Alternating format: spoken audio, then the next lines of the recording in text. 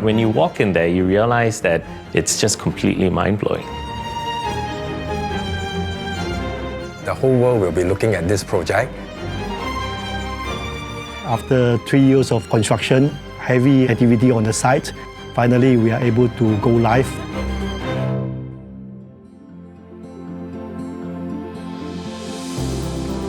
STMicroelectronics is one of the first semiconductor company with a huge ambition to reach carbon neutral by 2027.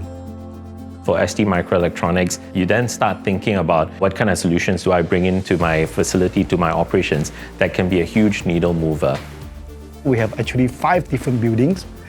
Each building has its own cooling tower on the rooftop. And the efficiency of the conversion obviously is not at the level that expected in today's standard. So it's really timely to build a centralized facility next door in order to supply all the 5 different buildings. SP approached us to utilize our building to develop this district cooling plant because our building is just beside ST's. In this plant, we provide the 4,000-ton chiller. A lot of R&D have been put into building this chiller more efficient than anybody else in the market. It's a 36,000 refrigerant ton plant, and to give some perspective to that, that's about half the size of the world's largest underground district cooling network in Marina Bay. That we've been operating for about 20 years now with zero disruption. The first year we are dismantling existing buildings. Then the second year we are building a new plant. The third year we are installing the building services, the chillers, the cooling towers, the pumps. First of all, we're dealing with a live plant, semiconductor industry, so these industries tend to be very particular about disruptions to their production. The lithography process imprint the pattern on the wafers, so causing the wafer to vibrate will offset the pattern. With a wrong pattern, the product yield will be impacted. So vibration control is critical to the manufacturing process. As you can see, this is a cooling tower. So we have 3 sets of pipes. First, the purple color line is actually a new water line, which make up water into a cooling tower. Then we have a darker green condenser water return, which taking up the heat from the chiller, pass through the cooling tower and heat reject. After the water is cold, the water flow into the lighter green condenser water supply pipe and flowing back to the chillers.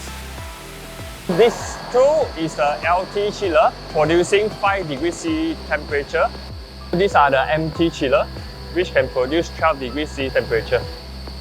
And behind here is our swing chiller supplying 5 or 12 degrees C temperature water.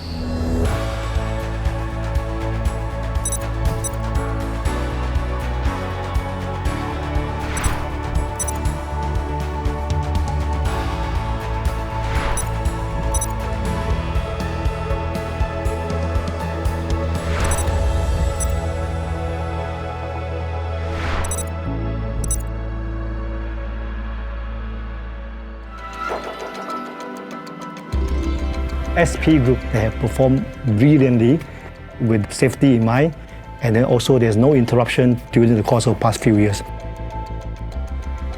Seeing the efficiency as per design is really rewarding. The detailed planning, the engineering expertise has been validated on the very day when the supply was turned on. We are very excited to see the plant in full operation. This year's project is also part of the plan to meet Singapore MEES requirement. It started off being a contractual agreement, but it has evolved and manifested into a wonderful partnership with STMicroelectronics. To build upon this success story of a DCS system, I think there will be more collaboration between SP Group and ST moving forward in the space of sustainability.